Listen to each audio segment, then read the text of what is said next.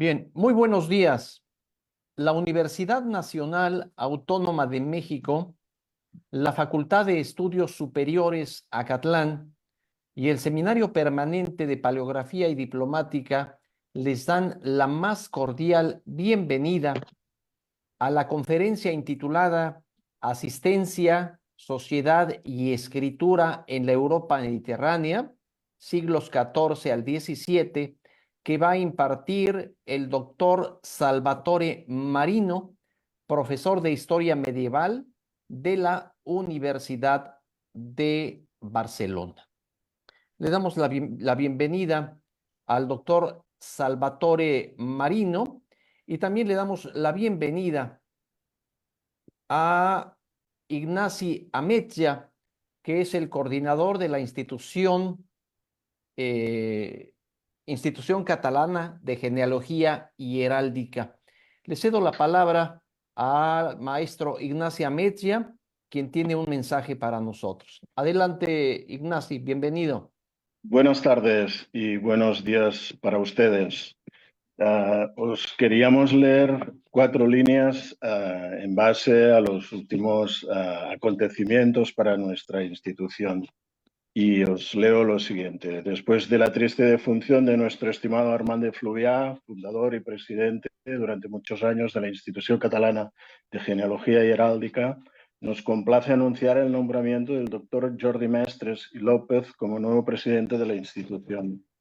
El doctor Mestres nació en Gerona, Cataluña, en 1967. Es un reconocido investigador químico y genealogista con una amplia trayectoria tanto en el ámbito científico como en la investigación genealógica. Formado en la Escolanía de Montserrat, obtuvo el doctorado en química por la Universidad de Gerona y ha desarrollado una destacada carrera en la investigación del diseño molecular y farmacológico. Paralelamente, ha seguido una dilatada tarea como genealogista, con especial énfasis en los linajes de las comarcas gerundenses, y ha sido miembro activo de la Junta de Gobierno de la ICGENER desde hace años. Con su experiencia y compromiso, el doctor Mestres continuará la obra de Armand de Fluvià, velando por la promoción y la preservación de la genealogía y la heráldica catalana, así como los desarrollos de nuevos proyectos en estos campos. La institución se compromete a continuar trabajando para honorar la memoria de Armand de Fluvià y garantizar la continuidad y la excelencia de nuestra tarea bajo la dirección del doctor Mestres. Muchas gracias. No, pues muchas gracias a ti, Ignasi, y por supuesto también en el seminario de paleografía le damos la bienvenida al doctor Mestres, que es el nuevo presidente de la Institución Catalana de Genealogía y Heráldica. Bueno, pues ahora vamos a recibir al doctor Salvatore Marino para su presentación, pero antes he de decir a ustedes que el doctor Salvatore Marino es profesor de Historia Medieval de la Universidad de Barcelona. El doctor Marino se formó como medievalista en Nápoles y como paleógrafo y archivista en la Universidad de Roma La Sapienza. Es doctor de investigación europeo, doctor europeus por la Universidad de Siena. Fue becario de investigación de varias instituciones europeas como el Instituto Italiano di Studi Storici, el Consejo Nacional de Investigación de Nápoles, el European Research Council y el Institut d'Estudis Catalans de Barcelona.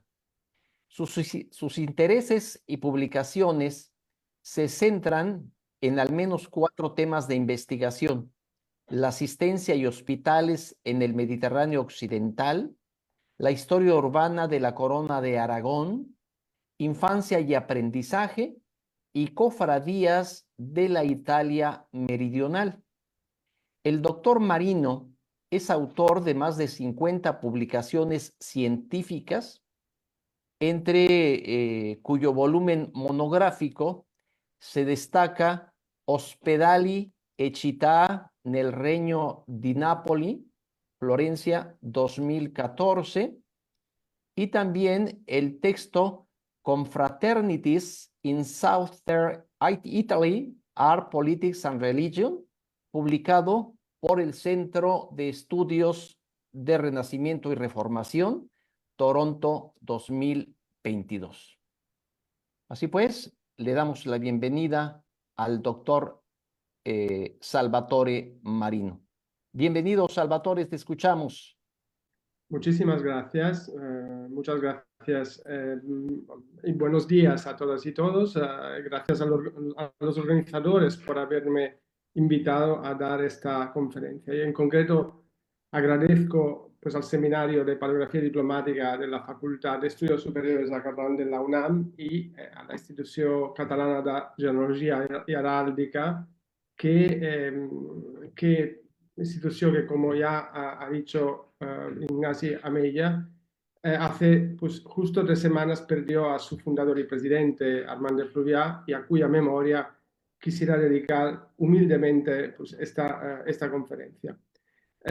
Dicho esto, había pedido, no sé si me puedo dirigir a Cristina, he enviado en el mensaje el PDF, el fichero PDF para que si ella pueda, por favor, proyectarlo, compartirlo y proyectarlo, porque yo tengo un problema con el ordenador, no puedo, digamos, proyectarlo de forma, de modo, digamos, de modo lectura completa. No sé si alguien me puede ayudar, se trataría de descargar si está Cristina y me oye. No, sin problema, Salvatore, ya lo estoy descargando, ya lo tengo aquí y en unos minutos yo mismo te auxiliaré en la presentación. Muchas gracias, porque así puedes ver bien las diapositivas que he preparado y evidentemente si queréis también podéis descargar el fichero PDF que pues a modo de, si queréis, de souvenir podéis tener. Gracias. Perfecto, pues se ve, ¿no? Se ve bien, ¿no? Sí, perfectamente, sí. Vale, perfecto. Bien, pues el título parece bastante claro, aunque un poco genérico. Y antes de entrar en el tema principal de esta conferencia, que pues, se centrará en la documentación, ¿no?, de los hospitales y las instituciones asistenciales en las ciudades de la Europa mediterránea, creo conveniente dedicar unos minutos al tema más general de los espacios y prácticas de la asistencia en el Mediterráneo occidental, porque nos permite comprender los procesos de producción de la documentación y la cultura escrita de la asistencia en las sociedades del antiguo régimen. En definitiva, lo que la historiografía reciente ha denominado las memorias de la asistencia o del welfare. Una pregunta, ¿cuántos minutos tengo? Yo he calculado más o menos unos 50. Sí, Salvatore, sin problema. Cuentas Perfecto. alrededor de 1 hora, lo que gustes, un poquito más, poquito menos, no hay Perfecto. problema. Perfecto. Bien, pues eso sí, las diapositivas igual se podrían pues, proyectar en modo lectura completa. Creo que haya, si lo veis bien, pues por favor la siguiente diapositiva. Vale, gracias. Bueno, pues decía, para entender la documentación producida y conservada, ¿no?, por las instituciones, quizá hace falta, es conveniente decir algo, ¿no?, sobre estas instituciones. Y en este sentido me complace anunciaros que hace 2 meses más o menos el Ministerio de Ciencia, Innovación y Universidades del Gobierno de España financió un proyecto de investigación sobre este mismo tema coordinado por Antonio Conejo da Pena y yo, cuya institución, la Host Institution, ¿no?, diríamos, es la Universidad de Barcelona, institución a la que pertenecemos los dos investigadores principales. Bien, el proyecto cuyo nombre sintético es Hospitalibus se centra en los cambios y continuidades de los sistemas asistenciales urbanos en la Corona de Aragón, pues, digamos, en el Mediterráneo occidental, en buena parte, digamos, del Mediterráneo occidental. El proyecto de investigación y, en cierta medida, también esta conferencia pretende dar sentido histórico al fenómeno de la asistencia en los contextos urbanos del Mediterráneo occidental sobre todo, con una visión comparativa y una perspectiva de longue durée, ¿no? de larga duración. Siguiente. Y entonces, el marco cronológico del proyecto y de la conferencia no es, digamos, no es baladí, responde al surgimiento lento y diverso, pero empíricamente comprobable, de nuevas actitudes, prácticas, instituciones respecto a los retos sanitarios y asistenciales. Y efectivamente, la preocupación sobre la salud física y moral, no hay que olvidar también la salud moral de la comunidad, así como la paz y convivencias públicas, conectan de alguna manera nuestro pasado medieval y moderno con el presente. De hecho, no hay que olvidar que la reciente emergencia epidémica que hemos vivido ha evidenciado de nuevo la debilidad, la vulnerabilidad de individuos y colectividades para hacer frente a la enfermedad como reto global. La expansión, ¿no?, de la COVID-2019 obligó a gobiernos y administraciones a afrontar retos relacionados con los sistemas sanitarios, pero también con problemas latentes de desigualdad económica, social y, como no, también de género. Siguiente. Entonces, el estudio de la asistencia y sus instituciones en el Mediterráneo y en concreto en la Corona de Aragón, el proyecto del que os he hablado, pero también la conferencia, esta conferencia, pues que se centra pues en la Corona, en el espacio de la Corona de Aragón, pues en su extensión no más amplia, pues hasta los dominios itálicos, cuenta con estos estudios cuentan con una dilatada trayectoria, en parte protagonizada por los investigadores principales de este proyecto y también por los miembros de este proyecto y de otros miembros investigadores de la Universidad de Barcelona.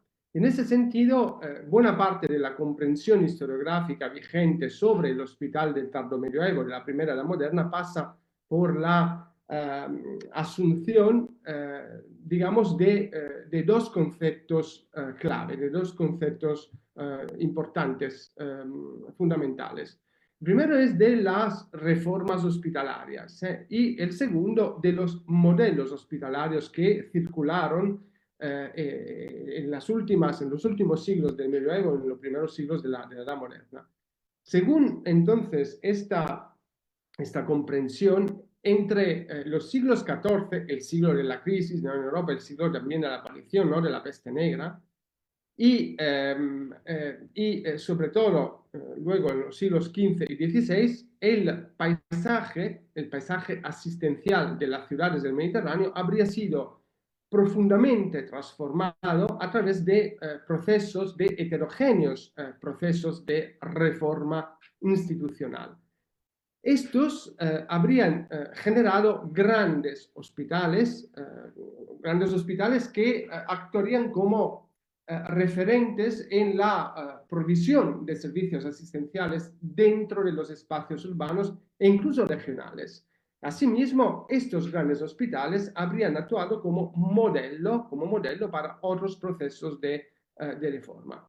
Y en ese sentido, la fundación en 1401 del Hospital de la Santa Cruz, ¿no?, de la ciudad de Barcelona, fruto de un ambicioso proyecto de proceso de reforma, ha sido interpretado a menudo como un caso pionero y altamente influyente. Ahora, los principales ejes históricos que jalonan, ¿no?, estos conceptos, repito, ¿no?, de reformas hospitalarias y circulación de modelos hospitalarios son varios y los tenéis elencados aquí en esta diapositiva. Uno es un creciente intervencionismo del laicado y especialmente de los poderes seculares, ¿no?, desde la emergente burguesía mercantil a las cofradías o los gobiernos municipales, la monarquía y los señores laicos.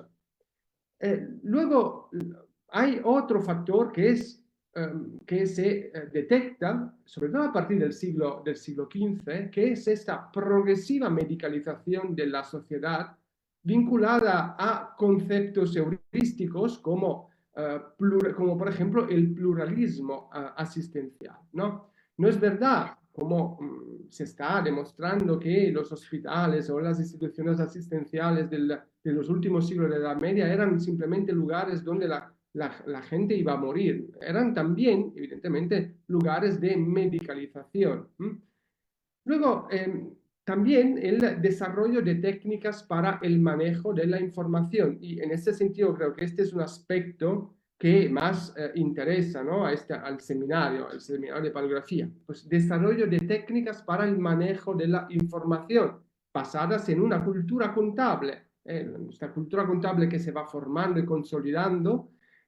Una cultura también administrativa integrada en una economía urbana cada vez más dinámica. También otro factor es la transformación de las prácticas profesionales y devocionales en estas instituciones, aspectos como el trabajo femenino, que ha sido poco estudiado y que esperemos que será más estudiado, ¿no?, con este proyecto, y también los cambios en las formas de adscripción espiritual a los hospitales del periodo pues son fundamentales.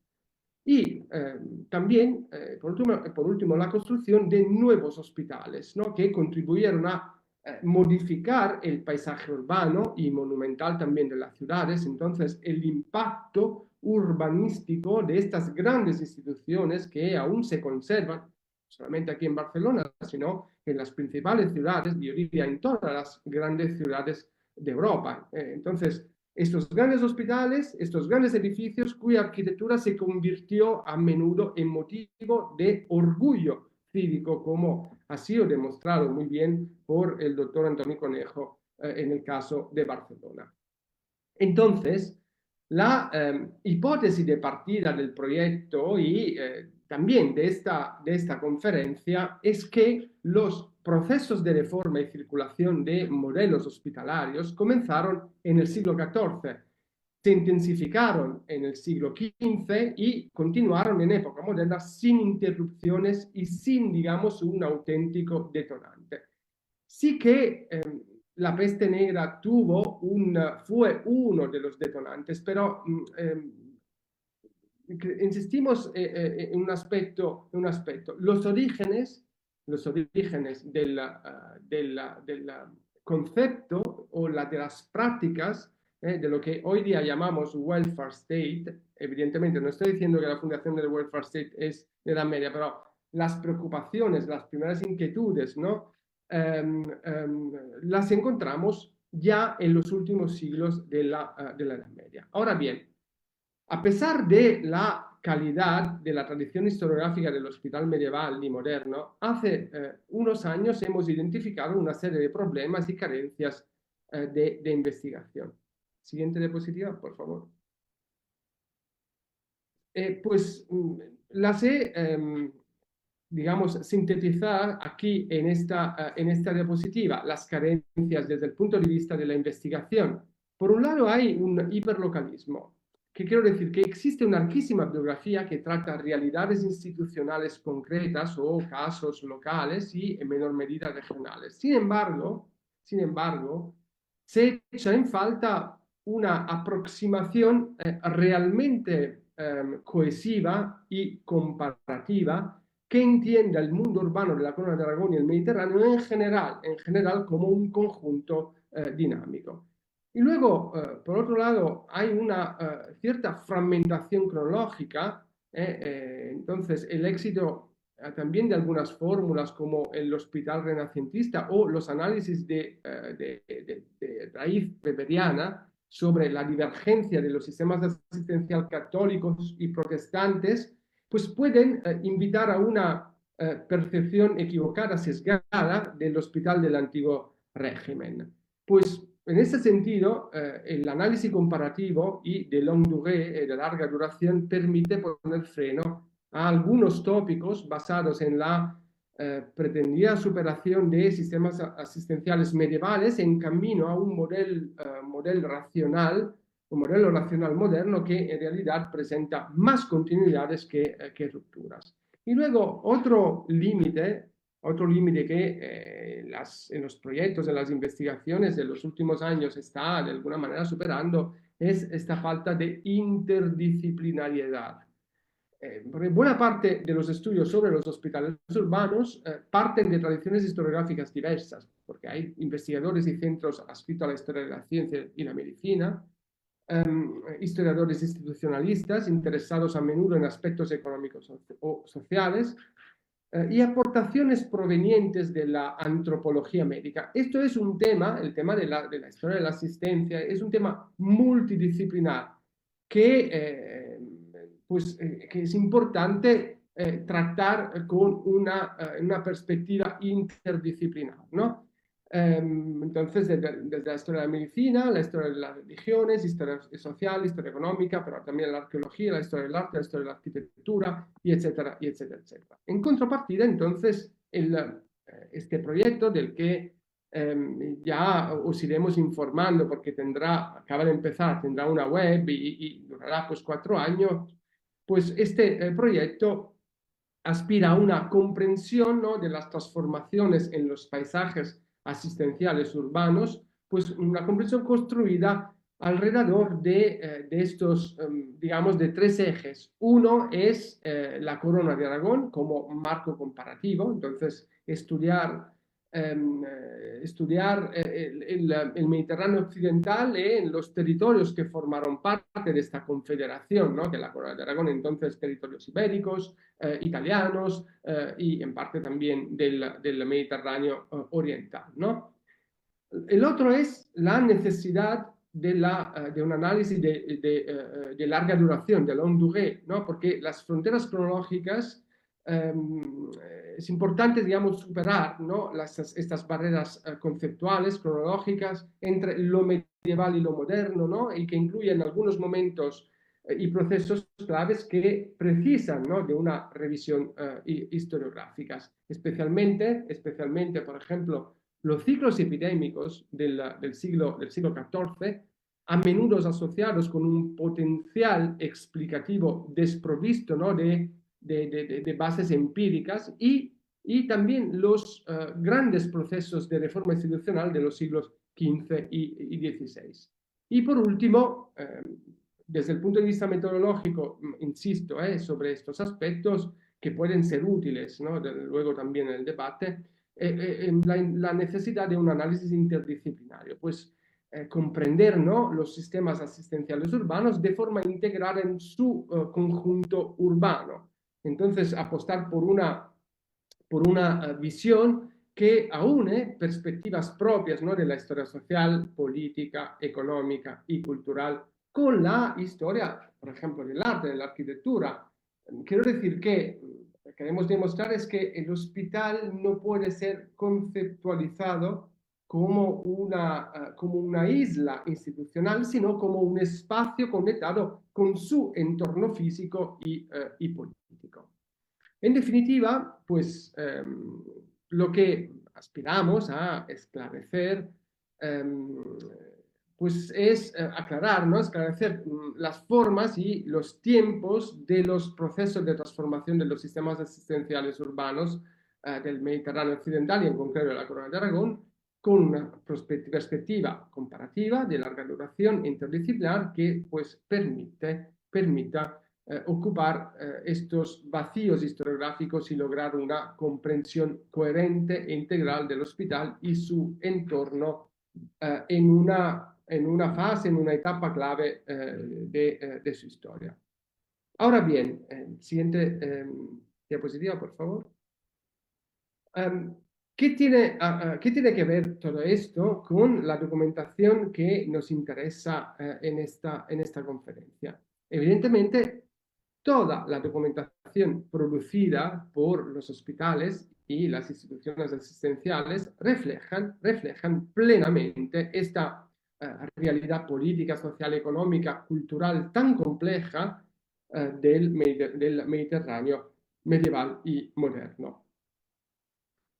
Y de hecho, en los últimos años, varios investigadores como Julian Albini, una medievalista, profesora de la Universidad de Milán, pues han evidenciado la necesidad de consultar, utilizar y explotar las fuentes asistenciales para estudiar y comprender mejor las sociedades del Mediterráneo, especialmente las del mundo urbano. La riqueza y generosidad, si queremos, de los archivos hospitalarios nos permite entender mejor y profundizar en las reformas de los sistemas asistenciales urbanos, esto es, como decía antes, los orígenes de los sistemas de welfare, ¿no? de welfare state, del Estado, si queremos, ¿no? De los orígenes del concepto y las prácticas, ¿no? del estado de bienestar en los contextos urbanos europeos. Pero también nos permite conocer el futuro y los destinos de tanta gente hasta ahora anónima, de tanta gente como pues los niños y las niñas, la infancia desamparada. Conocer también las condiciones de vida de pobres, enfermos y peregrinos, y, como no, reivindicar el papel de muchos trabajadores y trabajadoras olvidadas y ausentes en los libros de historia. Y en este sentido, la documentación hospitalar es un espejo de la sociedad, como dijo Carol Rowcliffe, a mirror of society, un espejo de la sociedad, y nos permite conocer aspectos pocos investigados hasta ahora. Entonces, os propongo en los minutos que nos quedan una breve ruta virtual, evidentemente, por los archivos hospitalarios de algunas ciudades, sobre todo de Italia y de España, de la península ibérica, en la que os enseñaré algunas tipologías documentales y las potencialidades que estas fuentes ofrecen en términos de información, también información inédita, y pues de investigación. Vale, empecemos por... siguiente diapositiva. Gracias. Empecemos por los pergaminos que suelen ser la documentación, las colecciones documentales más antiguas conservadas en estos archivos. Se trata principalmente, hay miles de pergaminos en estos grandes archivos hospitalarios. Algunos archivos hospitalarios conservan fundos, por ejemplo, el de Siena, es uno de los más ricos, conserva miles, ¿no?, de pergaminos. Son principalmente privilegios, donaciones y concesiones otorgadas por emperadores, reyes y reinas, los papas, evidentemente, los obispos y la nobleza. Y en estos fondos documentales encontramos también documentación notarial, pues contratos entre los hospitales y los particulares, normalmente se trata de benefactores, ¿no? También testamentos, entonces, y también donaciones, donaciones ad pias causas, ¿no? Para causas pues pías, ¿no? Caridad. Evidentemente, las posibilidades que nos ofrecen estas fuentes, estos privilegios de esta la documentación, digamos, regia, ¿no?, son infinitas. Sin embargo, quiero destacar algunos aspectos hasta ahora pocos investigados y que, pues, el proyecto del que os hablaba antes anhela, pues, estudiar. Me refiero a las condiciones y cartas emanadas por las reinas, las princesas, las mujeres nobles, que nos permiten sacar a la luz información inédita sobre el papel de las mujeres en la fundación, administración y reforma también de las instituciones asistenciales urbanas hasta ahora parcialmente conocidas.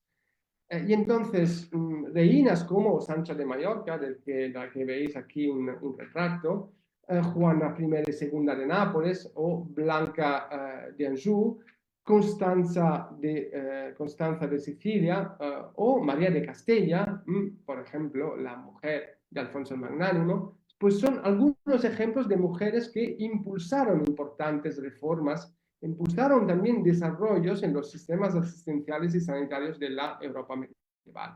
Mujeres de las que se sabe muy poco. Otra tipología documental, siguiente, por favor. Otra tipología documental de los archivos hospitalarios está constituida por las ordenanzas y estatutos, en italiano son los statuti, que nos ofrece información sobre la administración y en general el funcionamiento, el personal, por ejemplo, ¿no?, de estas grandes instituciones asistenciales. Pues estatutos y ordenanzas que circularon mucho por la Europa medieval y moderna. Investigaciones, estudios nos han demostrado que circularon más de lo que podíamos pensar. Por ejemplo, sabemos que las ordenanzas del Hospital de Florencia, de Santa Maria Nueva, llegaron a Londres, y lo sabemos porque se encontraron en Londres estas ordenanzas, ¿no? O también las ordenanzas del Hospital de Siena llegaron a Barcelona, porque hay informes que se han estudiado para inspirarse, ¿no?, en Barcelona al modelo senés, y ordenanzas del Hospital de Barcelona que se han encontrado y que se copiaron, que fueron de modelo a ciudades como Lleida, Zaragoza o también Mallorca. Y en este sentido, creo puede ser interesante recordar un caso concreto, que es el caso de Palermo. Siguiente diapositiva, por favor.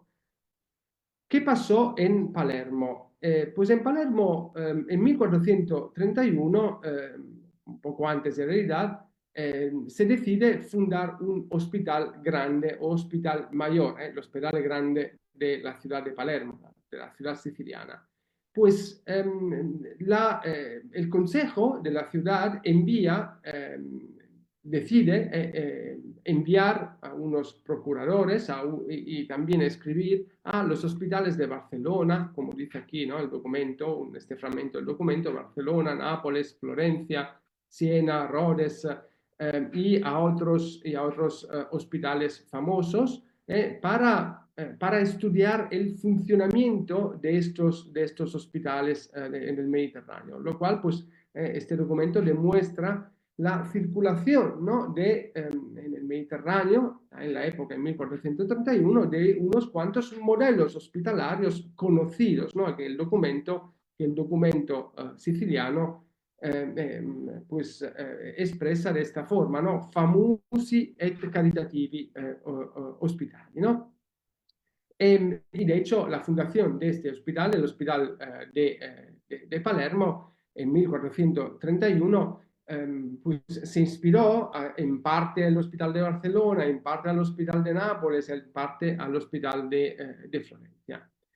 Bien, el análisis de las reformas asistenciales, pero no puede prescindir, siguiente diapositiva, no puede prescindir del estudio de las culturas y técnicas administrativas y contables, que se desarrollaron en los hospitales urbanos ya desde el siglo XIV. Un fenómeno que coincide con el proceso impulsado en las principales ciudades europeas durante los ciclos epidémicos a partir de 1347 y luego con brotes y rebrotes, ¿no?, a lo largo del siglo XIV y luego del siglo XV. Pues gracias al análisis comparativo es posible discernir las continuidades y las transformaciones en el proceso de burocratización, especialización y racionalización administrativa y económica de los grandes hospitales urbanos. En ese sentido, además de las ordenanzas, ¿no?, que hemos visto antes, los privilegios regios y pontificios, o los registros de deliberaciones municipales, ¿no?, porque también encontramos un mayor intervencionismo, ¿no?, por parte de los municipios en la administración, en la fundación también de los hospitales, pues encontramos también los informes y protocolos notariales. Bien, pues son muy interesantes, evidentemente, también los libros de cuentas y los registros patrimoniales. Ahora, para la Edad Media, para los últimos siglos de la Edad Media, se conservan pocos ejemplares, pero para los siglos XVI y XVII, y evidentemente XVIII y la época contemporánea, es posible desarrollar estudios sistemáticos y análisis cuantitativos que permiten identificar algunos elementos claves como este desarrollo, ¿no?, de la cultura contable europea y, evidentemente, desde el punto de vista cuantitativo, permiten reconstruir estos grandes patrimonios de bienes inmuebles de estas grandes instituciones urbanas. No hay que olvidar que estos hospitales ya en el siglo XIV, XV representaban los grandes feudatarios de los reinos. Bien, voy muy rápidamente porque evidentemente sobre estos aspectos deberíamos, ¿no?, se pueden decir muchas más cosas, pero me interesa pues, hacer una panorámica general, ¿no?, de las principales tipologías documentales.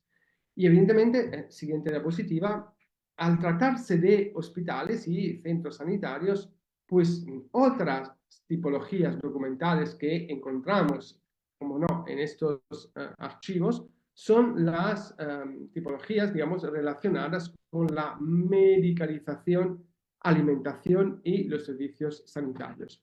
¿Por qué la alimentación? Porque no hay que olvidarse que los hospitales fueron también los principales comedores públicos de las ciudades, y entonces es posible también estudiar la alimentación y la historia de la alimentación. ¿Dónde hallamos información útil en este sentido? En los protocolos notariales. En este sentido, quiero marcar, evidenciar este aspecto, que las fuentes notariales representan unas fuentes, en muchos casos inéditas, pero fuentes primarias, fuentes muy importantes para el estudio en general de las sociedades y en concreto de los hospitales. Pero, pues decía, protocolos notariales, en los protocolos notariales solemos encontrar, por ejemplo, los contratos del personal sanitario, médicos, cirujanos, boticarios, enfermeras y enfermeros.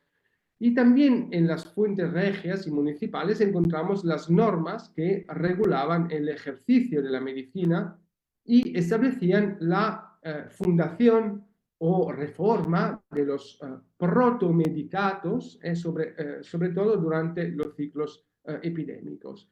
Protomedicatos, que son estos oficios, estas instituciones, estas magistraturas que se fueron formando, consolidando y desarrollando a finales del siglo XV y en la primera parte, en la primera edad moderna. Aunque no son numerosos, resultan muy interesantes los tratados médicos, los tratados de pestilencia y los recetarios editados, los libros de compra, compras de alimentos y especies, a veces libros, manuscritos iluminados y con espléndidos dibujos. Veamos en las siguientes diapositivas, por favor, el caso, por ejemplo, de otra tipología, de una tipología documental interesante, concreta. He escogido que es el primer registro de entrada de los enfermos del hospital de la Santa Cruz de Barcelona, de 1456. Este sería el primer enfermo ingresado en el hospital, del cual se anota, se registra el mes en el que fue ingresado, La sala, el Hospital de la Santa Cruz tenía diferentes salas. No hay que olvidar que los pacientes, los usuarios, los pacientes estaban divididos entre hombres y mujeres. Y entonces encontramos el nombre, el apellido y su lugar de procedencia, la edad y el oficio del enfermo, la enfermedad, en este caso estaba malalda camas, es decir, tenía una enfermedad a las piernas, en las piernas, la fecha evidentemente de entrada y también la ropa, toda la ropa que llevaba y los dineros que llevaba, porque tanto la ropa como el dinero que llevaba los guardaba el hospital, en concreto una persona que se llamaba, que tenía este cargo, esta función específica de conservar todo lo que llevaba el enfermo. Y evidentemente, si el enfermo salía vivo del hospital, se le devolvía todo lo que tenía y si no, toda la ropa y el dinero se lo quedaba la institución, es decir, el hospital. Siguiente diapositiva. Gracias a estos registros es posible, evidentemente, hacer estudios cuantitativos, pero también cualitativos, como los hizo, por ejemplo, Jimena Illanes, profesora de Historia Medieval de la Universidad Católica, de la Pontificia Universidad Católica de Chile. Pues entonces estudios de historia de la medicina, de las enfermedades, ¿no? A través de estos registros. Y siguiente, también es posible elaborar mapas en base a la procedencia de los enfermos. Y como veis, en el caso del Hospital de Barcelona, la procedencia de los enfermos no era solamente, no se limitaba a la ciudad de Barcelona o a Cataluña, sino que procedían de diferentes ciudades de Europa. Bien, seguimos. Intentaré ser un poco más sintético. Otras tipologías documentales que encontramos en los archivos hospitalarios son los documentos relacionados con la asistencia a la infancia desamparada. Y en ese sentido, me gustaría enseñaros tanto los documentos como también los objetos relacionados con los expósitos y expósitas. Empezando por los objetos, aquí en esta diapositiva veis un fragmento de un fresco, del fresco de Santa María de la Scala de Siena, que nos enseña, es un fresco de Domenico di Bartolo, en el que nos enseña el ambiente, las salas dedicadas a la acogida y a la acogida y la sala donde trabajaban las nodrizas, ¿no?, del hospital. Y en la parte baja es la copia de un privilegio pontificio, una copia del siglo XV, en la que el notario dibujó, el notario o otro escriba, pues dibujó pues el tema, ¿no? El contenido principal de este privilegio, es decir, la infancia, ¿no? Estos son los que veis ahí en la derecha, en la extrema derecha, son los hijos y las hijas de la Virgen de la Anunciación, es decir, las hijas y los hijos del Hospital de Nápoles, del Hospital de la Annunziata de Nápoles. Siguiente. Bien, empezando por los objetos, supongo que muchos de vosotros y vosotras pues sabéis que durante siglos uno de los objetos o lugares más significativos y conocido a nivel europeo relacionado al abandono infantil fue el torno o rueda de los expósitos. Se conocen bien los tornos de Roma, de Florencia, de Venecia, de Nápoles, de otras ciudades también de Francia y la península ibérica, y etc. Uno de los primeros tornos, o se supone que fue uno de los primeros, es el de Santo Espíritu de Roma, que está oculto tras una ventana, que veis aquí en estas imágenes, una ventana enrejada a la izquierda de la entrada al porche, digamos, exterior del hospital.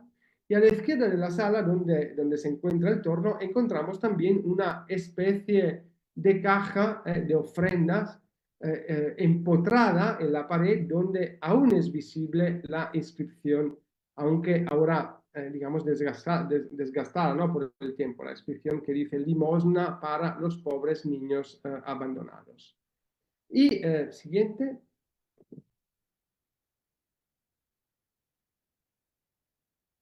En el caso de Siena, la documentación del Hospital de Santa María de la Scala de los siglos XIV y XV habla de una pila de agua donde se dejaban a las criaturas.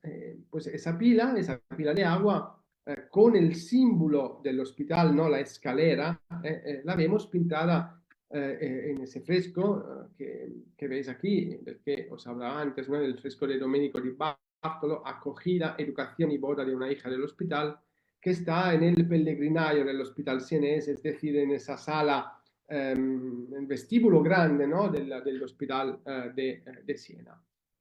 Siguiente. También en Florencia los niños eran abandonados en una especie de pila de agua bendita, situada esta a la derecha de la logia del Hospital de los Inocentes. Quizá luego, a principios del siglo XVI, fue sustituida por una ventana dotada de una reja con una malla lo suficientemente ancha como para dejar pasar fácilmente a un niño muy pequeño. Pues la criatura se colocaba en el interior de la llamada rueda, el torno, la rueda, un mecanismo giratorio en forma de cilindro dividido en su interior por una pared vertical. Luego veremos una imagen de una rueda, la rueda de Nápoles, que se conserva bien. Pues junto a la rueda había una campana que servía para llamar la atención, ¿no?, del cuidador, que se encontraba en la habitación detrás de la ventana. En 1660 la ventana se trasladó a su posición actual, a la que veis aquí en esta imagen, es decir, a la izquierda, en el extremo izquierdo, ¿no?, del pórtico, y luego se tapió en 1875. Y así como se tapiaron todas las ventanas, todos los tornos, las ventanas de los tornios en Italia. Siguiente. Otro caso interesante es el de Venecia, por ejemplo. Pues, al igual que otros hospitales, la Pietà, el Hospital de la Pietà, se estableció en un lugar algo periférico, en este caso en la parte al sureste, ¿no?, de la laguna. Se fundó en 1346, pues, prácticamente el año antes, ¿no?, de la llegada de la peste, como hospital para pobres y enfermos. Ya en el siglo XV esa institución se especializó en la acogida y el cuidado de la infancia abandonada. Pues las criaturas podían ser dejadas en la piedad a través de la scaffetta, se llamaba así, pues esa scaffetta, ¿no?, la ventana única, una ventana única lo suficientemente grande como para admitir niños. Y pues cerca de esta ventana, a principios luego del siglo XIX, se instaló el torno de los Inocentes, que aún sigue ahí. Y en la siguiente diapositiva vemos que en el mismo callejón, entre la iglesia y el hospital, todavía se puede ver una placa, la placa que veis ahí, ¿no?, en la izquierda, que cita la bula papal del Papa, de Pablo III, del 12 de noviembre de 1548, perdón, que declara que Dios inflige maldiciones y excomuniones a quienes, teniendo medios económicos para criar a un niño, lo abandonan, y que no pueden ser absueltos sin haber reembolsado antes todos los gastos en que incurrió la institución que lo acogió y lo crió, es decir, el hospital. Bien, siguiente, por último, pues tenemos el caso napolitano. Uno de los más conocidos en Italia y en Europa es la ruota de la Annunziata, el torno de la Anunciación. Se conserva intacta, y puede verse y tocarse en la sala interior del hospital. Pues la parte exterior, sin embargo, fue tapiada aquí también en 1875 cuando se prohibió su uso, porque se prohibió el uso de los tornos pues a partir de 1875 y ahora para venir a nuestros tiempos, en las últimas décadas en cambio, se ha vuelto a hablar, ¿no?, de la necesidad de objetos, evidentemente, no como los tornos, pero pues, objetos que se le llaman child box, ¿no? Pues lugares y objetos de acogida de los niños abandonados. La parte exterior, decía, está tapiada, ¿no? Y la veis, 1800, con la fecha 1875. La información más antigua sobre este torno se remonta al 1557, cuando un tal Filippo Cavaliere, que era mestre rotaro de la Nunziata, fue destituido de su cargo por mala conducta. Y en la segunda mitad del siglo XVI tenemos suficientes informaciones sobre estos maestros rotaros, es decir, el personal que se dedicaba a la recepción de las criaturas pues colocadas en el torno. Y en las siguientes diapositivas he puesto algunos tornos, el de Barcelona, el de la Misericordia, veis también el de Lisboa, también de la Misericordia de Lisboa, Mahón, y luego en Francia, y el de la Anunciata, como no, a ver, no veo bien, y los demás que son, si no me equivoco, de ciudades también de Francia. En cuanto a los registros de abandonos, y vamos al siguiente, por favor. Pues registros de abandono, los registros de abandonos, conocemos unas cuantas series, la serie, por ejemplo, napolitana de los Libri de Rota de Nápoles, se remonta esta al siglo XVII. De hecho, el ejemplar más antiguo conservado en los archivos de la Casa Santa de la Anunciada de Nápoles data de 1623 y en él se registran más de 1000 niños abandonados en un solo registro. En los libros de Rueda se anotaban el nombre, el apellido, el sexo y la edad, el lugar de procedencia, la hora del abandono y la fe del bautismo del niño expósito. Además, se apuntaban someramente también los rasgos físicos y el vestuario, especificando si el niño llevaba consigo una cosa importante que era la cártula, es decir, la tarjeta donde se anotaban las señas de identificación. Interesantes son también estos libros mayores y libri maggiori de proyecti porque constituyen la única fuente disponible, aunque discontinua, para reconstruir la suerte de estos expósitos, el destino de los expósitos, desde su llegada a la Casa Santa hasta el matrimonio o la muerte. Pues es posible reconstruir las vidas de muchos niños, de muchas personas. De hecho, estos archivos, no solamente el archivo de Nápoles, en concreto el de Nápoles, especialmente el de Nápoles, pues aún siguen funcionando porque aún siguen existiendo personas que pueden reconstruir, ¿no?, la identidad de la familia, de sus abuelos o bisabuelos que abandonaron, ¿no?, a sus padres. De hecho, en este sentido, supongo que sabéis, ¿no?, que cuanto a identidad, los apellidos más conocidos, más comunes en algunas ciudades italianas son en Nápoles Espósito, porque era el apellido que se daba, ¿no?, a los niños abandonados, o en Roma Proietti, que son los proyectos, Proietti, o en Florencia uno de los apellidos es Innocenti, o en otras ciudades es, por ejemplo, Dio t'allevi, ¿no?, Dio te ayude, por ejemplo, Dios te ayuda.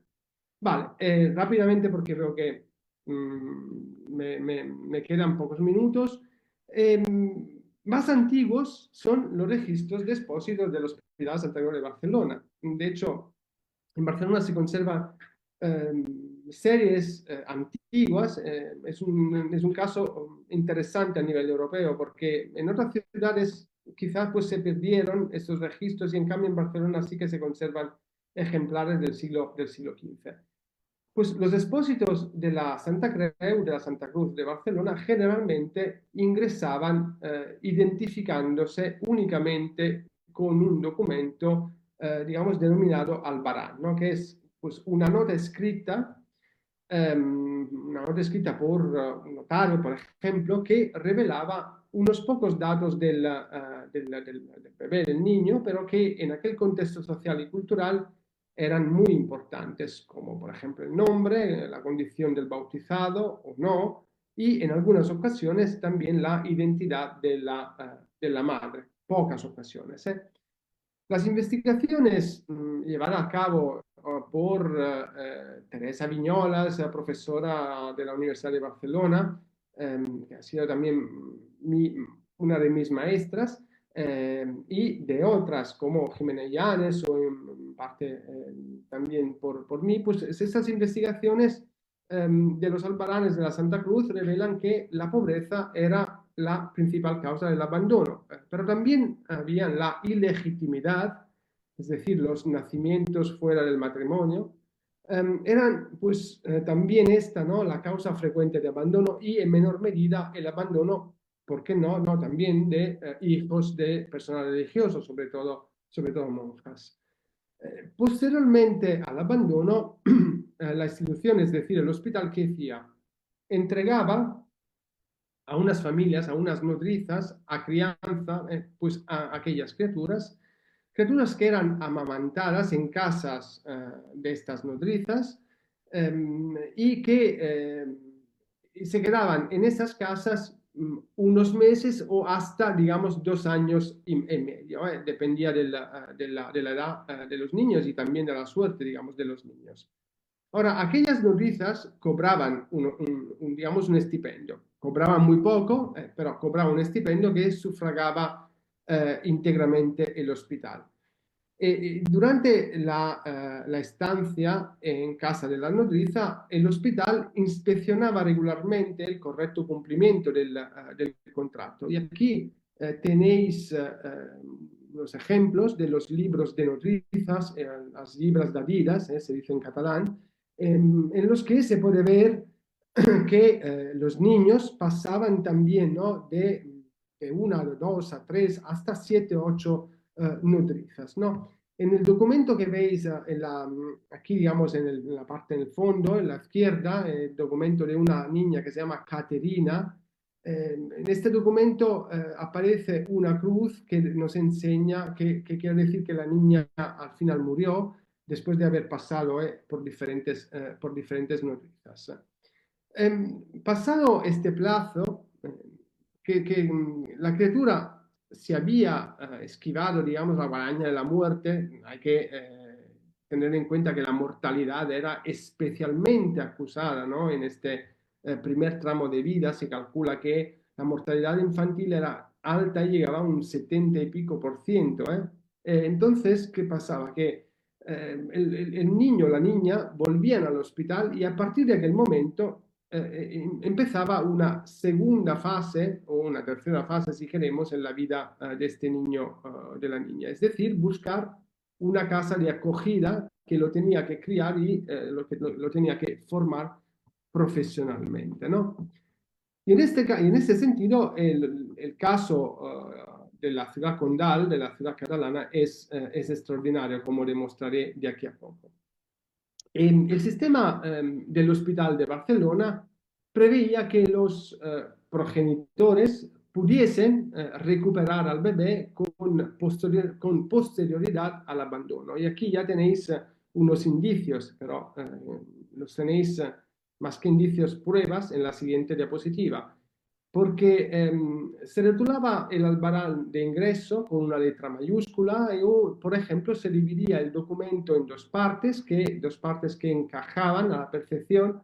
Una quedaba en poder del archivo de la Santa Cruz y la otra del progenitor. Ese sistema también en algunos casos se hacía extensivo a objetos, objetos con un simbolismo especial, ¿no?, para el progenitor, que revelan que aquellos abandonos tenían, digamos, un acusado elemento, componente, digamos, de dolor, ¿no? Pues estas mitades de estas medallitas, ¿no?, las mitades de una medalla, por ejemplo, objetos que los trabajadores, el archivero, el archivista de la Santa Creu conservaba o cosía, por ejemplo, en el albarán de ingreso. Bien, voy hacia las conclusiones porque me interesa enseñaros también la documentación que nos ofrece el hospital. La siguiente, por favor, el Hospital de Santa Creu, porque en el Hospital de Santa Cruz, en realidad, en este caso, hablo de este manuscrito que es el Memorial dels Infants, se conserva en la Biblioteca de Cataluña, que es la sede, ¿no?, del Hospital de Santa Creu. Se conserva un manuscrito muy interesante, un manuscrito de la primera mitad del siglo XV, pues básicamente cuando se estaba aún construyendo el hospital, y es un manuscrito, un documento, una fuente extraordinaria que nos permite reconstruir la segunda fase o tercera fase, digamos, de los niños, es decir, la integración de los niños y niñas abandonados en estas familias, ¿no?, de acogida. ¿Qué hacía el hospital? El hospital tenía una red de familias dispuestas a acoger, a cuidar a estos niños y niñas. Y entonces, el notario del hospital registraba en los contratos en latín estos contratos que se llaman contratos de afirmament, que son contratos como entre la adopción y contratos de aprendizaje. Resulta siempre muy difícil, ¿no?, entender el límite, la frontera también de los sentimientos, si es explotación del trabajo minoril o es la necesidad de expresar, ¿no?, un sentimiento, un cariño por falta de hijos. Bueno, pues el hospital, entonces el notario registraba el contrato y el niño o la niña iban a vivir con estas familias.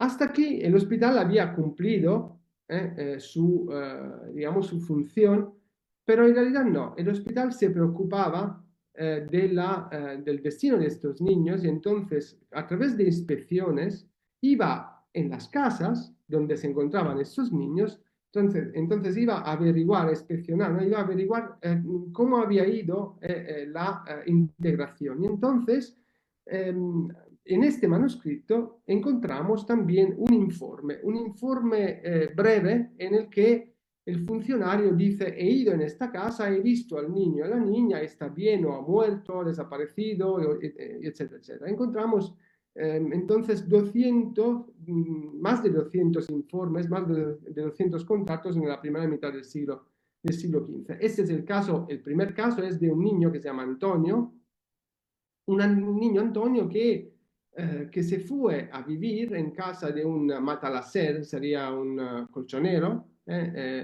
y que al final, pues este colchonero que lo admitió, que lo acogió, se murió, y entonces el niño en realidad no quiso quedarse ahí, entonces se fue a aprender otro oficio, y entonces es sastra, es decir, ahora en castellano si Ignasi me puede ayudar, sastra sería... Sastre, que hace vestidos. Eso mismo, perdón.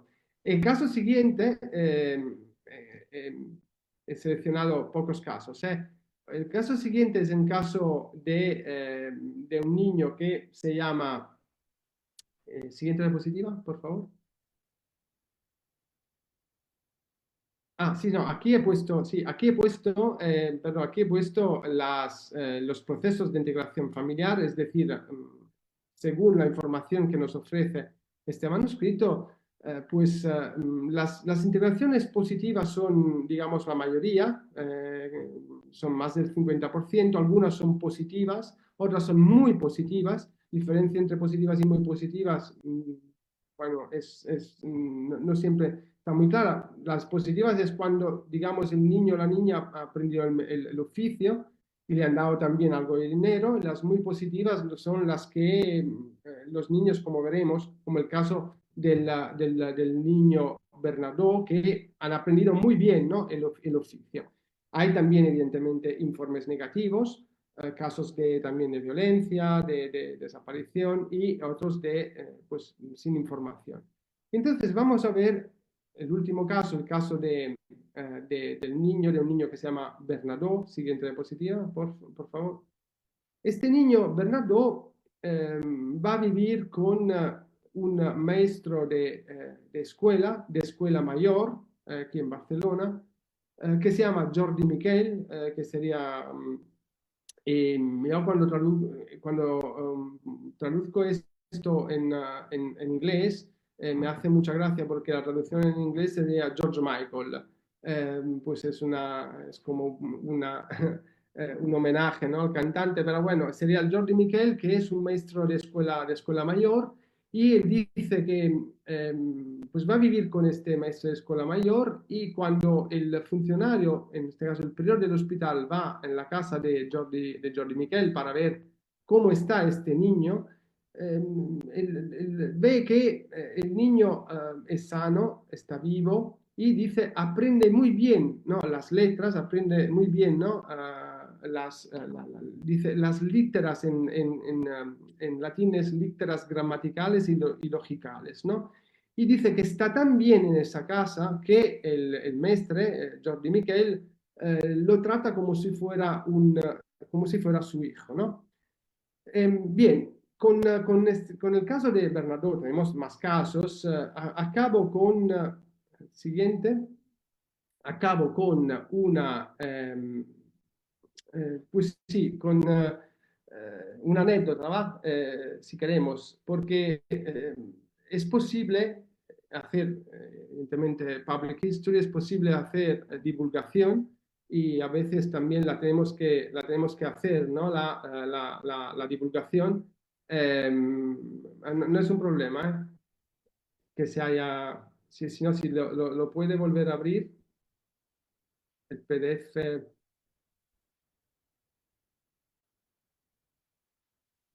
Decía que se puede hacer divulgación a partir de las investigaciones.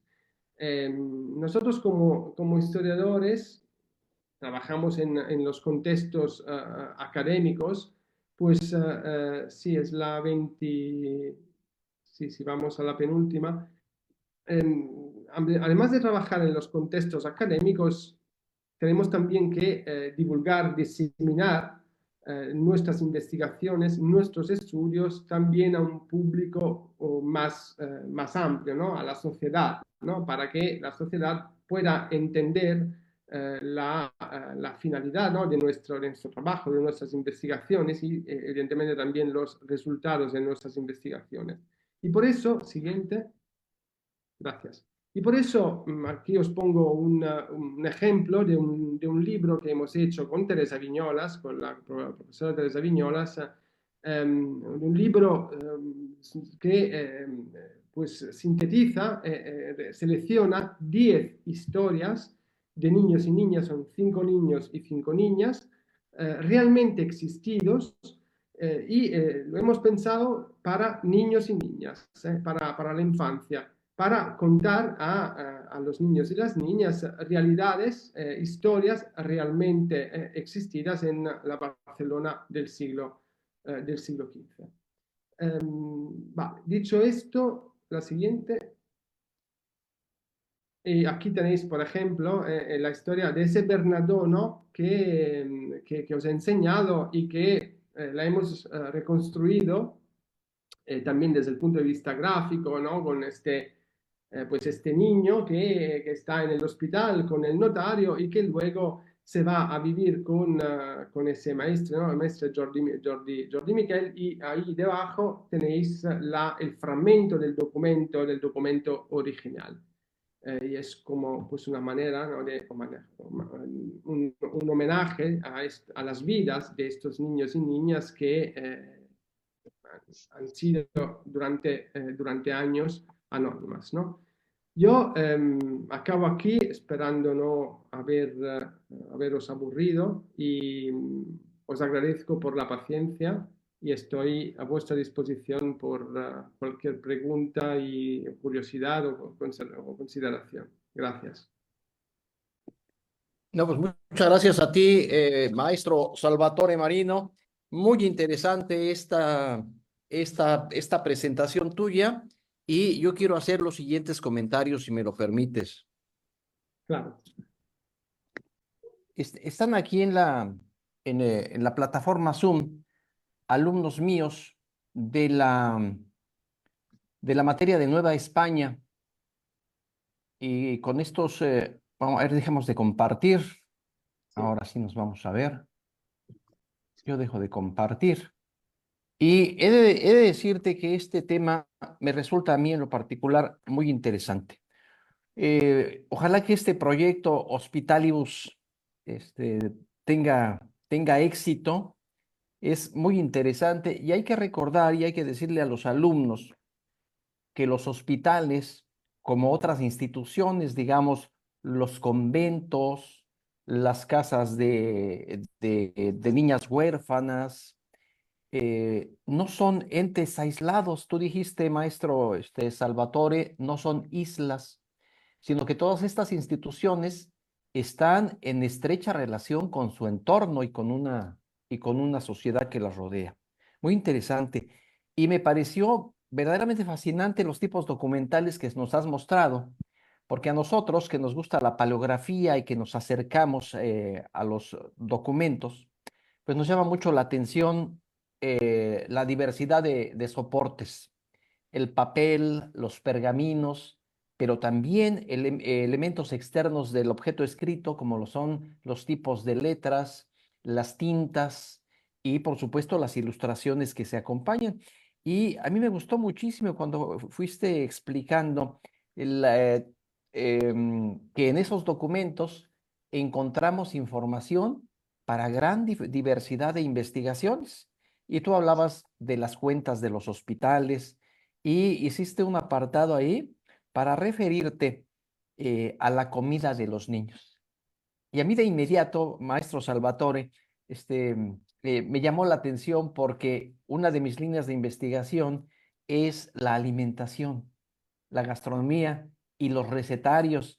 Y entonces, tú lo mencionaste, pero quiero que me hagas favor de comentarlo. Eh, ¿Qué hay de los recetarios de estos hospitales? Tenemos muchos. ¿Qué características tienen? ¿Ya se han estudiado? ¿Hay alguna cosa con ellos? Es muy interesante. Y también mencionaste los recetarios de medicina, que también es otra aventura, fascinante. Y en la clase de Nueva España, cuando hablamos de los conventos, también hacemos referencia a los tornos o a los tornitos, que es este mecanismo a través del cual las monjas reciben donaciones, alimentos, regalos, una diversidad de cosas, pero en el caso de los hospitales, bueno, pues hay que adaptarlo para recibir a los niños expósitos, es decir, a los niños abandonados. Entonces, decimos en México, padrísima conferencia, maestro Salvatore. Y también la otra pregunta que te hago es la siguiente. En mi clase de Nueva España, también les hago mucho hincapié a los muchachos de que la vida de los santos es una constante en los hombres del pasado y que los hospitales, los conventos, bueno, los gremios, bueno, muchas instituciones tienen un santo protector y vemos la presencia de esos santos protectores en pinturas y en esculturas con las que se adornan a veces las fachadas y en ocasiones, bueno, los muros de esos conventos. Agradeceré, maestro Salvatore, algún comentario sobre estas cosas que ahora te he preguntado y te felicito ampliamente por esta charla. Para mí, deliciosa. Qué amable. Adelante, maestro. Muchísimas gracias por las consideraciones y por las preguntas que me parecen muy interesantes y que me dan la posibilidad también de profundizar en algunos aspectos que había citado. La cuestión de la alimentación es efectivamente muy novedosa y es un elemento, es un aspecto novedoso también en la historiografía, en la tradición historiográfica europea, porque la alimentación se ha estudiado, ¿no? Pues desde diferentes perspectivas, pero la alimentación a través del hospital es un tema de investigación nuevo.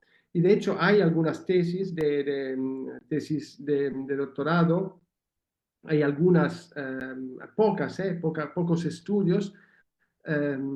Claro, para la Edad Media las fuentes no son muchas, pero sí que las hay, las fuentes. Para la época moderna sí que tenemos más información y se pueden hacer esos estudios más, digamos, sistemáticos, más seriales.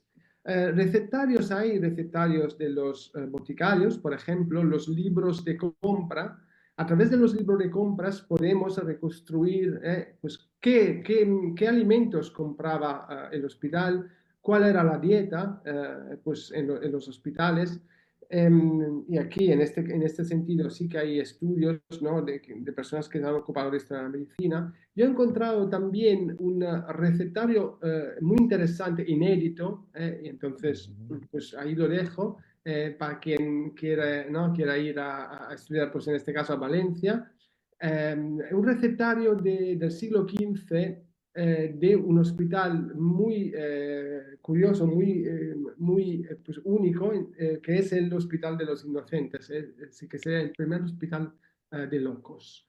El Hospital de los Inocentes de Valencia se considera como el primer hospital psiquiátrico de Europa y quizá del mundo. Entonces, encontré este recetario donde había el menú de lo que tenían que comer todos los días los ingresados en este hospital. Hay una doctoranda mía, Ariadna Silva, que está reconstruyendo la alimentación en los hospitales de Barcelona, en los hospitales del siglo XIV y del siglo XV, y lo está haciendo pues a través de los libros de cuenta, ¿no? Ahí pues ve, ¿no? lo que se compra y a través de lo que se compra reconstruye la alimentación. Hay otras cosas, pues hay otras fuentes que son, por ejemplo, las fuentes iconográficas, aunque no son muchas, que nos ayudan también, ¿no? a ver qué había, ¿no? sobre las mesas, por ejemplo. En cuanto a los tornos, evidentemente los tornos tienen un origen religioso. Yo últimamente he estado investigando sobre los orígenes del torno porque se dice, una tradición, una leyenda dice que el torno más antiguo es el torno del Hospital de Santo Espíritu de Roma o el de un hospital francés. En realidad, al parecer, los tornos se utilizaron sobre todo a partir del siglo XVI. Y aún falta una historia de este objeto de los tornos a nivel europeo. Y el último aspecto, que es la advocación, ¿no? de estas instituciones a los santos, evidentemente. Aunque estos hospitales, a partir sobre todo del siglo XV, muchos de estos hospitales tienen una administración laica, en el caso de Barcelona es mixta, es decir, los administradores son en parte nombrados por el obispo y en parte por la ciudad. En Nápoles es totalmente laica, en Milán es mixta. Aún así, evidentemente, son instituciones, digamos, religiosas, ¿no? Porque tienen una advocación, están dedicados a santos. Incluso los hospitales que se denominan hospitales grandes. En el caso de Barcelona, el hospital es dedicado a la Santa Cruz, que es la misma, digamos, la vocación de la catedral.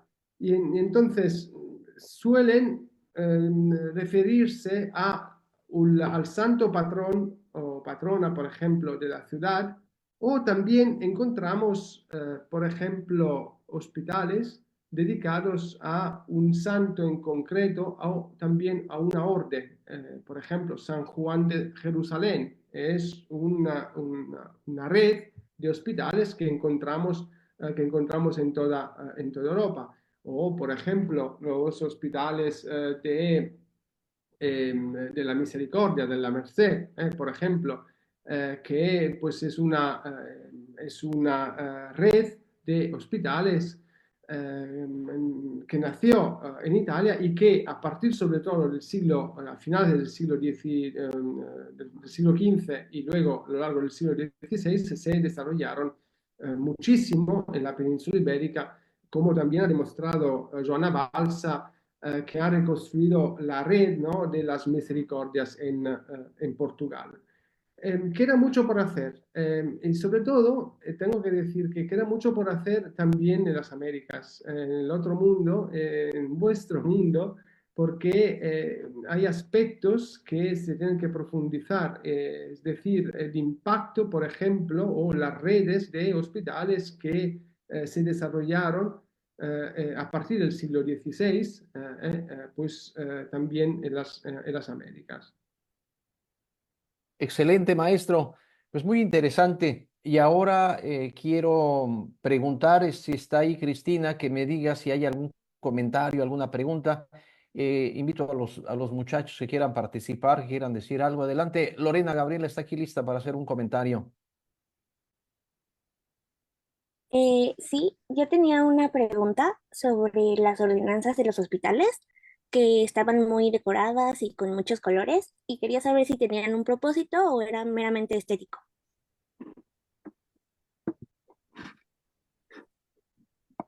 ¿Vale? ¿Respondo ahora? Si quieres, maestro, no hay problema, son Sí, a pocos. ver, Sí. hay ordenanzas originales, por ejemplo, la de la Santa Creu de Barcelona, que son de 1417, y la decoración es para, digamos, enfatizar, ¿no?, la importancia de estas normas. Esto pasaba con cualquier documento, incluso, por ejemplo, unos registros de expósitos, ¿no?, que no tienen pues miniaturas, pero sí que tienen decoraciones. Hemos visto, por ejemplo, el memorial de los infants, que en realidad es un registro a uso interno, no se tenía que exponer este manuscrito, pero que, pues, que presenta decoraciones, ¿no?, con letras, por ejemplo, capitales. En otros casos, como las del Hospital de Santo Espíritu de Roma, pues sí que son miniadas y ahí probablemente había también una finalidad, ¿no?, de conservación y de exposición a uso, pero siempre a uso interno. Un aspecto que quiero evidenciar y que es interesante que queda por hacer es un estudio comparativo y más amplio de las ordenanzas y estatutos a nivel europeo. Muchos de estas ordenanzas, de estos libros, se conservan, por ejemplo, en las grandes bibliotecas de las ciudades europeas. Muy bien, Gracias. muchas gracias, maestro. A lo mejor Francisco Javier Miranda quiere comentar algo. Adelante, Francisco Javier. Sí, ¿me escucha bien? Sí, sí, sí, perfecto. Eh, Me gustaría saber, qué requisitos se necesitaban para trabajar en estos lugares. ¿Era solo exclusivo para religiosos o podía entrar, alguna otra persona mediante alguna prueba o algo así? Vale, bueno, en el personal del hospital, yo diría que hay dos grandes tipologías de trabajadores: los asalariados y los voluntarios. Los asalariados podían ser los administradores, y es increíble en este sentido si comparamos los sueldos de estos trabajadores en los hospitales del siglo XV con los sueldos de los hospitales de ahora, y no hay mucha diferencia. Es decir, los administradores del hospital cobraban muchísimo, era gente que tenía también responsabilidad. Luego cobraban los médicos, los cirujanos, los boticarios, cobraban los enfermeros, cobraban los cocineros, cobraban el personal doméstico. Evidentemente, los médicos físicos tenían que haber estudiado medicina. En cambio, los cirujanos, que son barberos, en realidad son considerados artesanos, gente que trabaja con las manos, y entonces no necesita unos diplomas, digamos, ¿no? Una carrera. De todas formas, luego hay entonces los asalariados, que no son pocos, y luego hay un ejército, un grupo muy amplio de voluntarios y voluntarias. Gente que se entrega, que se dedica. En latín sería los oblato, esta palabra deriva del verbo obfero, es decir, ofrecerse a una institución, ¿no? caritativa. Entonces, ofrecen a la institución, se ofrecen ellos y ellas mismas y también todos los bienes, y entonces pasan el resto de su vida en esa institución, trabajando en esa institución. Son los oblatos, oblatas, los ofertos, las ofertas. En ese sentido no necesitan una preparación, sino lo que se necesita es la voluntad de ayudar, la voluntad de poder ejercer la caridad, la solidaridad. Y en ese sentido, esas instituciones, los hospitales, son grandes, son espacios por excelencia de la solidaridad. Muchas Muy bien, gracias. Salvatore. Muchas gracias. Gracias, Emiliano. Y vamos con David Rodríguez, que tiene algo que comentar. Adelante, David Rodríguez.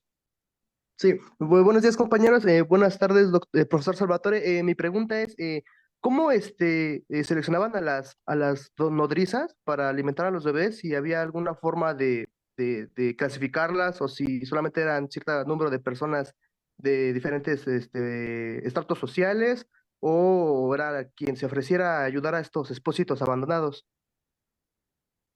Sí, gracias por la pregunta. En ese sentido hay un estudio en castellano de Jimena Illanes,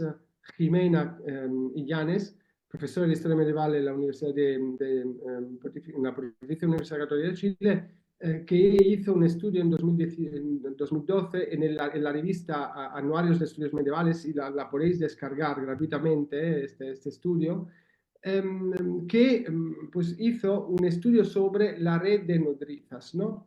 Estas nodrizas, en el caso de Barcelona, en el caso concreto de Barcelona, pues hablaré entonces de Barcelona y luego de Nápoles para el siglo XVII. En el caso concreto de Barcelona, Jimena Illanes demostró que habían al menos 3 tipologías, 3 grupos de nodrizas. Las nodrizas que vivían en el hospital, y vivían en el hospital porque cuando llegaban los niños y niñas, pues se necesitaba un grupo de mujeres, ¿no? que pudiera amamantar en ese momento, ¿no? a los niños y a las niñas. Y entonces estas vivían allí, cobraban algo de dinero, evidentemente viviendo allí tenían una cama, tenían una habitación, tenían pues también la comida. Luego había otro grupo de nodrizas que vivían en la ciudad de Barcelona, cerca del hospital, de manera que estas trabajaban por horas. Iban al hospital, daban pues amamantar, ¿no? Daban la leche a los niños y luego volvían a sus casas, dejando a los niños ahí en el hospital. Y luego había, y es el grupo más grande, nodrizas campesinas, nodrizas que vivían a las afueras, en los campos, y que algunas lo hacían per amor de Déu, por amor de Dios, ¿no? Normalmente se hace por amor de Dios, pero sobre todo lo hacían para obtener una ayuda económica, aunque fuera bajo, porque se trataba de personas pobres, de personas humildes, personas que ayudaban al marido pues, en el campo, y entonces para tener un complemento, un sueldo, pues prestaban, digamos, se prestaban a amamantar a los niños y a las niñas. En este caso, los niños y las niñas iban a vivir con estas mujeres, pues en estas familias, y era el marido que cada mes iba al hospital a pedir el dinero que le tocaba a las mujeres. En el caso de Nápoles, ahora contaré una anécdota. Pues en el caso de Nápoles, no solamente en el caso de Nápoles, en muchos hospitales, la pobreza hacía que habían pues nodrizas y madres que engañaban a los hospitales. ¿Y qué hacían? Abandonaban a sus propios niños y luego se presentaban unos días antes al hospital como nodrizas para cobrar un sueldo para dar de amamantar a sus hijos.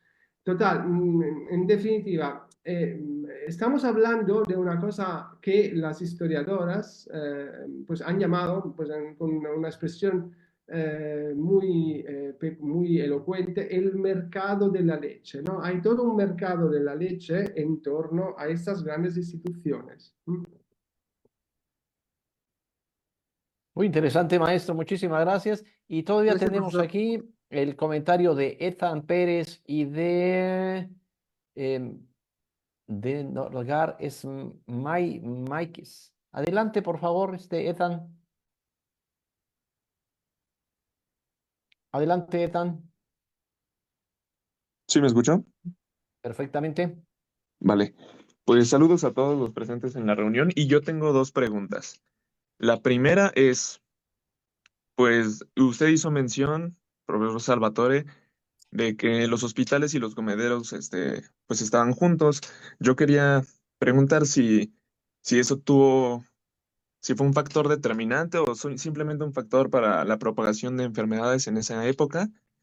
Y otra duda que me surgió casi al final de la ponencia fue que dijo que los hospitales hasta eso sí se preocupaban por el destino, así entendí, el destino de los expósitos. Entonces quiero saber si había algunos requerimientos o algo así necesario para poder adoptar a estos niños. Vale. Sí.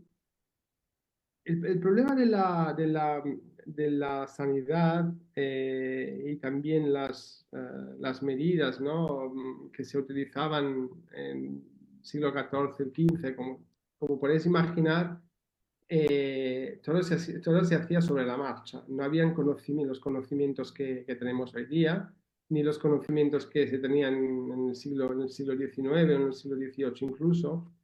La propagación de la peste se ha escrito muchísimo, quizá demasiado, se ha escrito muchísimo, ¿no? sobre las prácticas, también sobre las medidas que se adoptaron para evitar el factor de la propagación, tanto en las ciudades como también en los hospitales. Entonces, no estaré aquí recordando, ¿no? Todas las investigaciones que se han hecho al respecto. Diría, para responder a la pregunta, que los hospitales en el siglo XV, sobre todo, ya en realidad a finales del siglo XIV, empezaron a entender que los apestados no podían ir, los afectos, ¿no? del morbo, de la peste, no podían convivir en los hospitales, porque en los hospitales estaban otros enfermos y estaban también los niños. Y por eso se empezó, luego, sobre todo en el siglo XV, con los brotes y de brotes, ¿no? de las epidemias, a pensar a lugares más apartados de las ciudades, en catalán son llazarets, ¿no? Donde pues confinar a estos enfermos. Teniendo en cuenta que para estas fechas, ya en el siglo XV, las ciudades ya adoptaban medidas de confinamiento de enfermos de peste, cerraban las puertas, castigaban también a los que no respetaban estas medidas con azotes públicos, 100 azotes, por ejemplo, ¿no? En las plazas. Luego, pues hay que ver caso, por ejemplo, caso por caso. En línea general, yo diría que es a partir del siglo XV que se empieza, y luego sobre todo a partir del siglo XVI aún más, se empiezan a diferenciar los hospitales. En Nápoles, por ejemplo, se funda el Hospital de los Incurables, que son hospitales especializados en el cuidado y en la cura de algunas enfermedades. Por ejemplo, los incurables en esa época, al principio del siglo XVI, eran los afectados por el mal francés.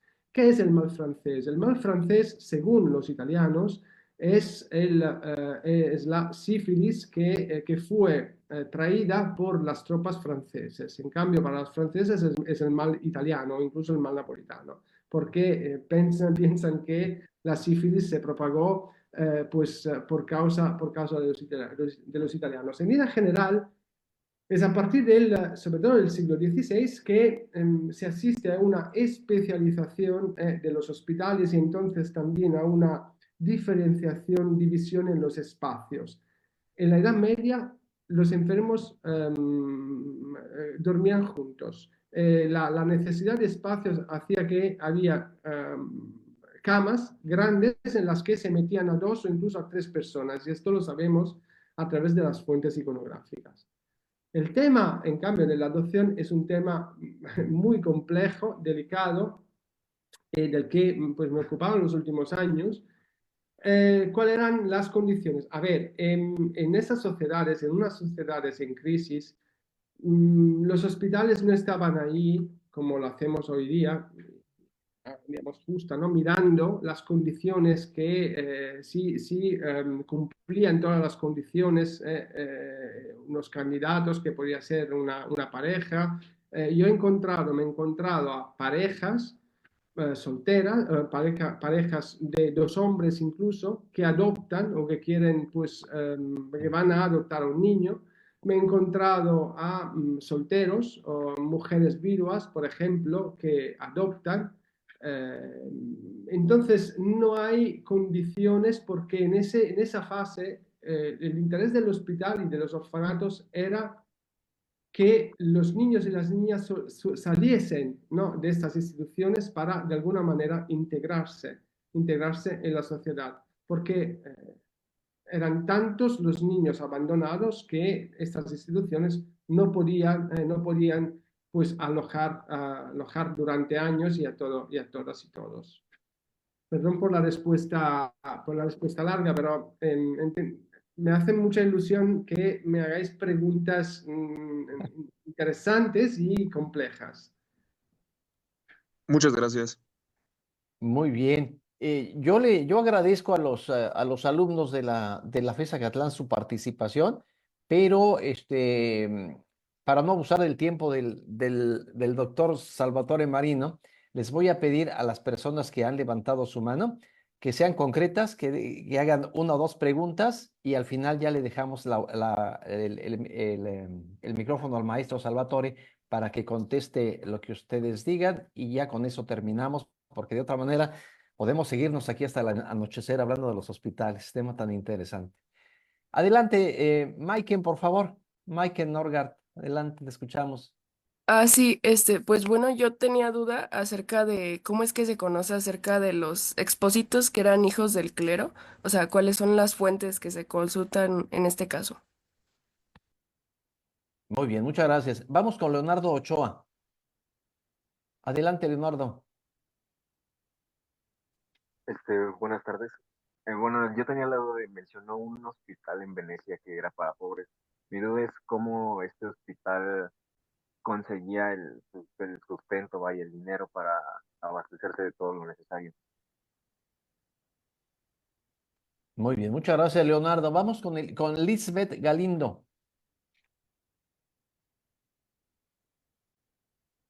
Buenos días y buenas tardes. Yo tengo solamente dos preguntas. La primera es, ¿qué había dicho que eran las cuentas regias? Y la segunda, respecto a la gráfica de los procesos de integración familiar y laboral, ¿qué fue lo más destacado de los informes negativos? Muy bien, muchas gracias, Lisbeth. Y vamos con Emiliano Sotres. Buenos días y buenas tardes. ¿Se me escucha bien? ¿Sí? Perfecto. Bueno, primero que nada quisiera preguntar sobre el origen de los hospitales ya para acoger a los expósitos, o sea, como tal, como una institución.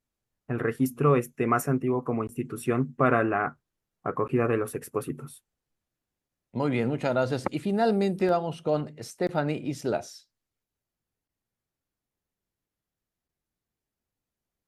Adelante, Stephanie Islas. Te escuchamos.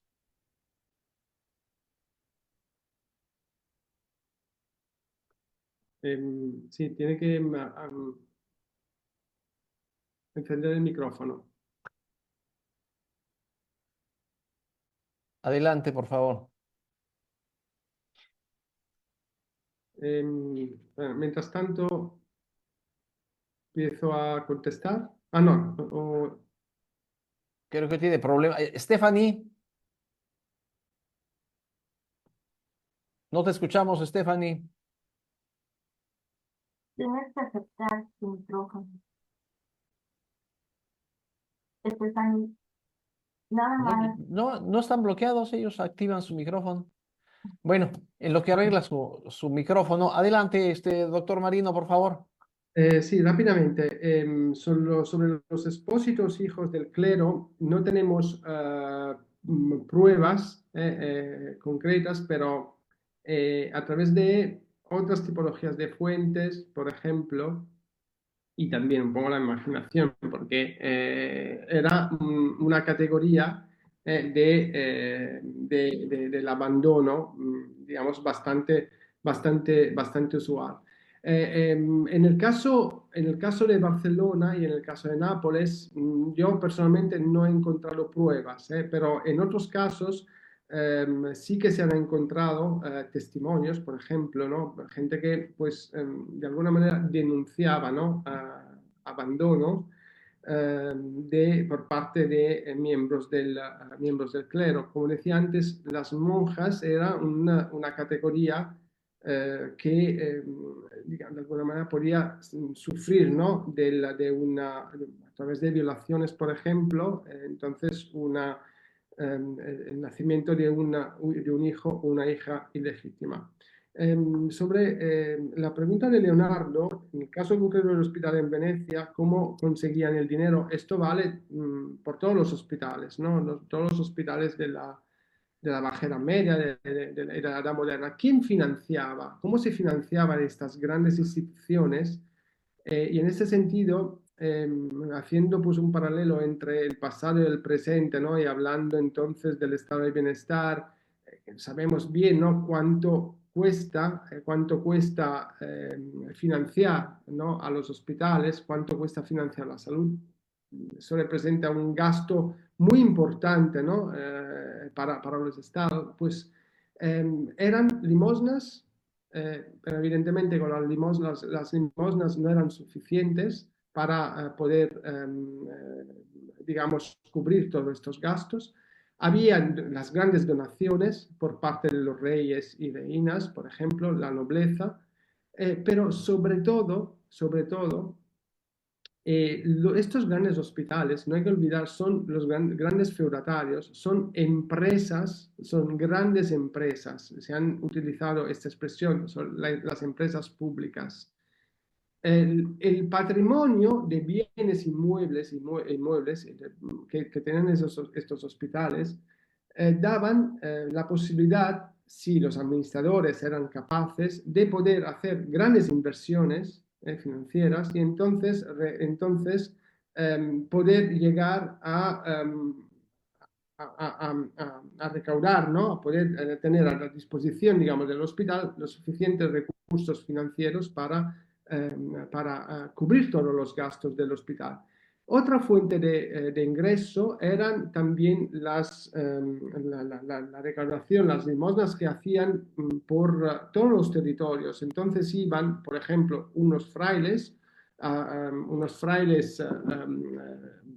delegados que representaban al hospital por todos los pueblos. En caso de Cataluña hay estudios sobre eso, que iban por toda Cataluña a recaudar este dinero. Y entonces también en el caso de Venecia. También hay que decir que casos de Florencia, Venecia, Nápoles, era también el ayuntamiento, el municipio, o en el caso de Venecia, la misma república que financiaba directamente, eso sobre todo a partir del siglo XVI, es en que se empezó a financiar regularmente a estas grandes instituciones. La pregunta de Lisbeth sobre los informes negativos más destacados. Yo recuerdo algunos casos como casos de violación. Entonces la chica huye de la casa. También hay casos de muerte de niños y niñas devueltos al hospital. Entonces casos también de niños y niñas afectados por la peste. Hay también un caso anecdótico de una niña que vuelve al hospital porque los padres digamos adoptivos, la devuelven al hospital porque el informe dice que la niña ascagaba al llit, es decir, tenía problemas, ¿no? en la cama. Y entonces, en la casa, básicamente son estos los informes negativos, tanto de niños como también de niñas. Sobre la pregunta sobre los orígenes de los hospitales, de los expósitos, si he entendido bien, la pregunta es ¿cuáles fueron los primeros Brefotrofio? Es decir, ¿cuáles fueron las primeras instituciones dedicadas, ¿no? a la infancia? En ese sentido hay que hacer una diferencia, hay que tener en cuenta que una cosa son los orfanatos y otra cosa son los Brefotrofio, porque los orfanatos son los lugares donde van los niños huérfanos. Huérfanos quiere decir sin padres porque los padres han muerto. Y otra cosa son los Brefotrofio, en este caso los hospitales, donde se abandonan a los niños que en realidad tienen padres. Lo que pasa es que los padres no los pueden tener o no quieren reconocerlo o por cuestión de pobreza los pueden criar. Los primeros, al parecer, uno de los primeros Brefotrofio fue el Hospital de Santo Espíritu de Roma. Otros, por ejemplo, uno de los primeros fue el Hospital de la Anunciación de Nápoles, y aquí vuelvo a la consideración del profesor Miguel Ángel, que sobre las advocaciones, la dedicación, la anunciación es el culto de la anunciación a la Virgen María, de la llegada de Jesucristo, y entonces está relacionado al culto de la Natividad, ¿no? Y entonces uno de los primeros Brefotrofio fue también el Hospital de la Anunciación, la Casa Santa de la Anunciación de Nápoles. Y en general, en el siglo XV, todas las principales ciudades tenían un lugar donde poder abandonar a los niños. En Florencia se creó un hospital especializado en la cura, en el cuidado de los niños, que es el Hospital de los Inocentes, el Hospital degli Innocenti.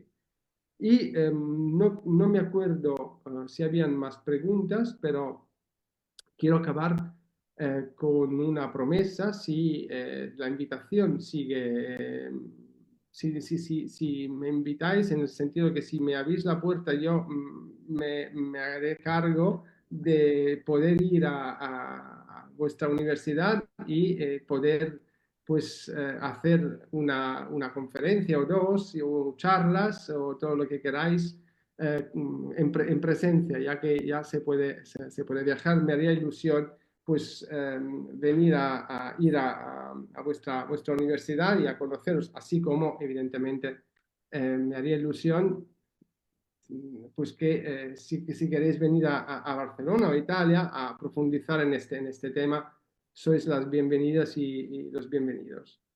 Muchísimas gracias, doctor Marino. Por supuesto que eres bienvenido en la Facultad de Estudios Superiores Zacatlán, en el seminario de paleografía también. Y por supuesto lo vamos a platicar y algo podemos hacer, por supuesto.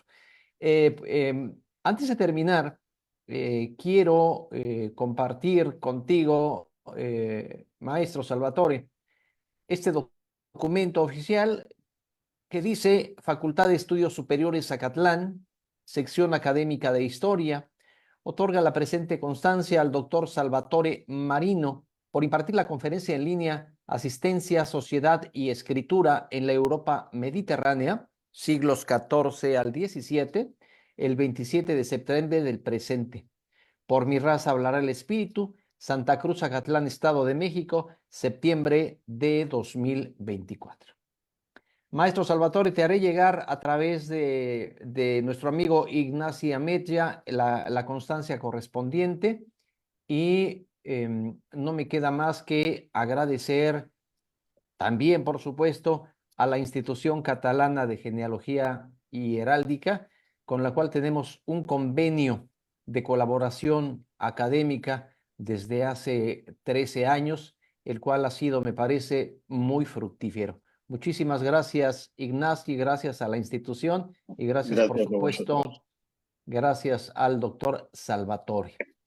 Gracias a Voy a terminar esta presentación. Quiero invitarlos a las personas que nos ven a través de Facebook Live, Adria Flores, Giovanni Reyes y otras personas. Y por supuesto también a los colegas del Seminario de Paleografía para que nos acompañen el próximo día 11 de octubre, es decir, en 15 días, aquí en el Seminario de Paleografía, tendremos la presentación de una colega muy apreciada del Instituto de Investigaciones sobre la Universidad y la Educación de la UNAM. Me refiero a la doctora Mónica Hidalgo Pego, que va a dar una conferencia intitulada Colegios de Corrección e Instrucción para Clérigos Seculares, Nueva España, siglo XVIII. Están todos invitados. Bueno, así pues, me despido de los señores, los colegas que nos ven a través de Facebook Live. Como siempre, la Universidad Nacional Autónoma de México, la Facultad de Estudios Superiores Zacatlán y el Seminario Permanente de Paleografía Diplomática les dan las gracias. Que tengan, señores, muy buen día y hasta pronto.